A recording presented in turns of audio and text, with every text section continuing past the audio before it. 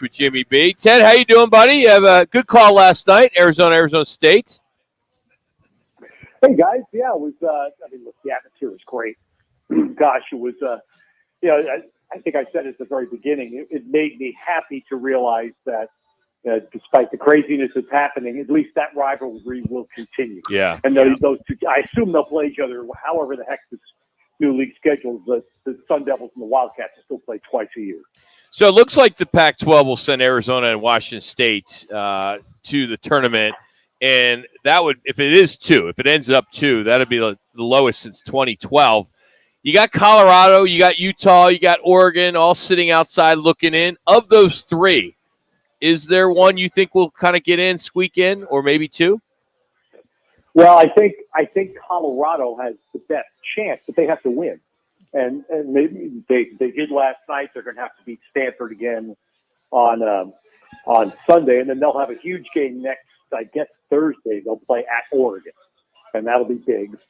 And then they'll have to win, a couple of games a day. I mean, there's no question. They just have to win a bunch of games. I think they're the best chance, in my view, for the conference to get 3. But I've got to say, guys, what an incredibly sad comment on the last years of this league, in that, with all the focus on football, because football had cratered and football is driving the revenue, and the conference focused on football, and we had a brilliant football year this year, as we all know.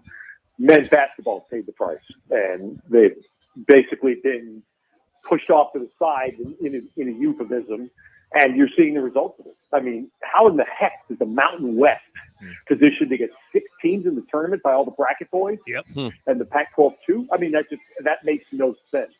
And I'm happy in one regard for Arizona and Arizona State in that they're going to a conference that has put much more emphasis on men's basketball. I also understand for Arizona State, it's going to be a massive challenge. Everybody at ASU, I think, understands it too. Arizona will be fine, but ASU is going to face a huge battle in men's basketball next year.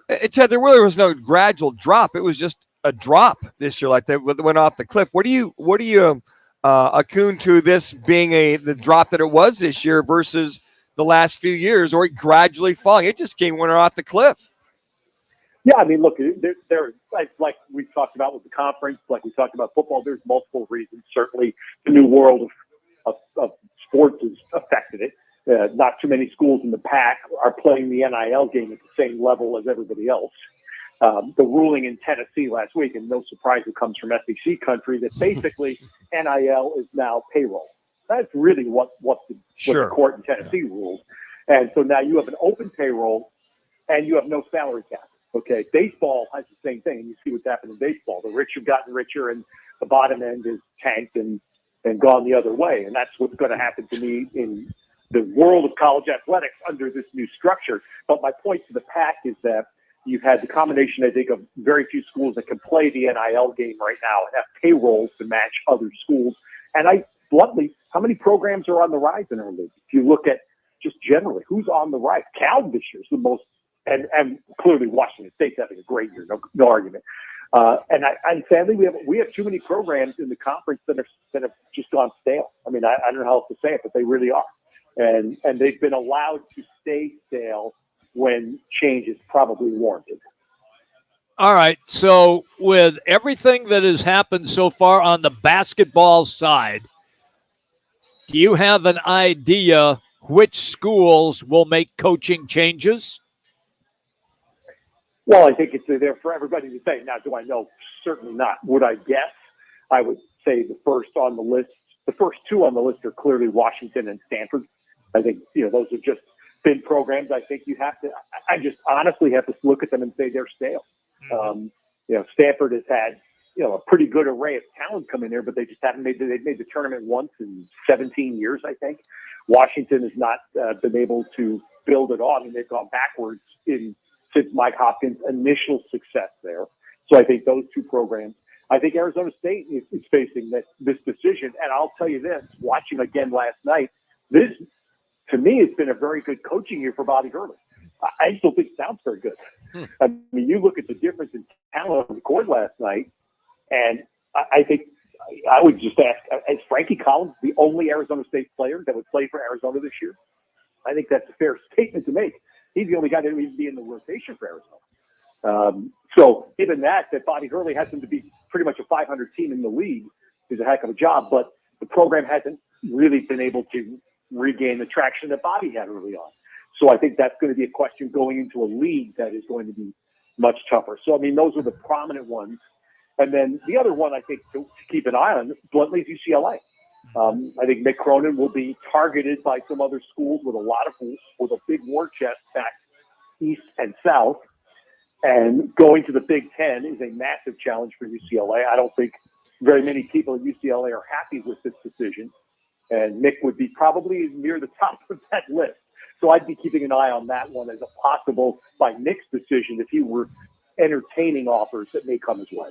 And we were talking about this a little bit earlier, Ted, about the Bobby Hurley scenario, that now that ASU, U of A, and et al. Are going to the Big 12, and the others going to the Big 10, that if you want to disrupt any kind of momentum for some of these teams who have potential coaches on the hot seat, to maybe sit tight for a year, allow them to settle into their new conferences per se, or give them that proverbial mulligan, if you will, and then work from there, then just cut the cord now and go in cold and really struggle when they move on to their new conferences. Which side do you err on from there? Well, I just think Arizona State is one of the premier schools in our league that faces this issue that I just talked about. That can you, even if you get players to come in, can you keep them? Because once somebody hits, they're going to be offered packages by other schools. They're going to be offered more money. Bluntly, that's where we are today. And I think that's why you've seen ASU basketball set a turnstile the last couple of years. Frankie Collins State, that's great. Amongst Signet, you couldn't even keep Des Cambridge, for God's sake. And, after he came in last year and had a really nice year for the Sun Devils. So I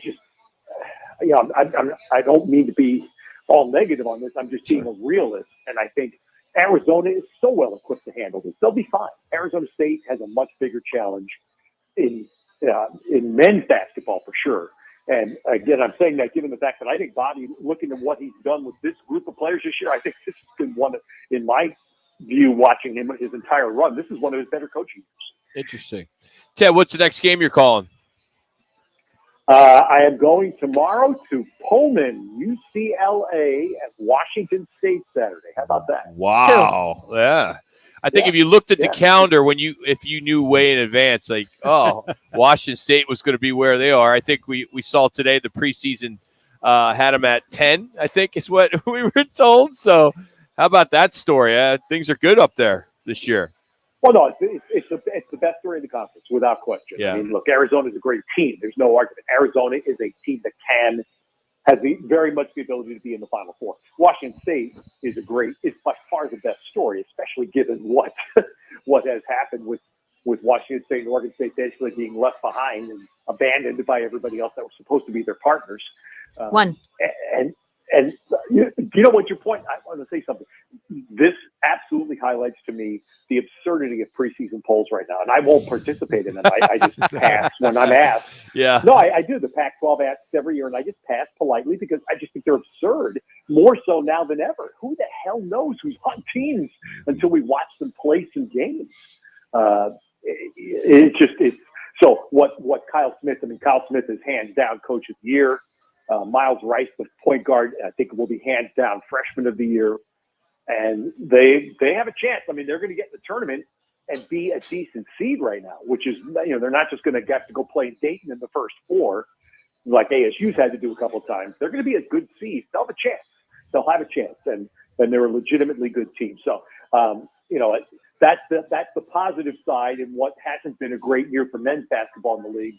Arizona, we all expected them to be the positive, but Washington State's been the really, really pleasant, happy news. Ted, as always, thanks for carving out some time for us today. We appreciate it, as always.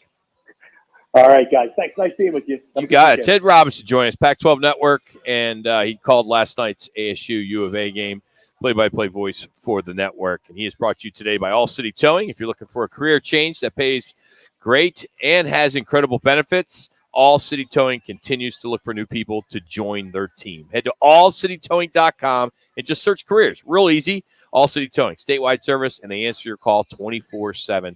Allcitytowing.com. Well, coming up next, we need a contestant to challenge one of the Peak girls here from the Camelback location. We'll take the fifth caller at 602-260-9191. 602-260-9191. It's our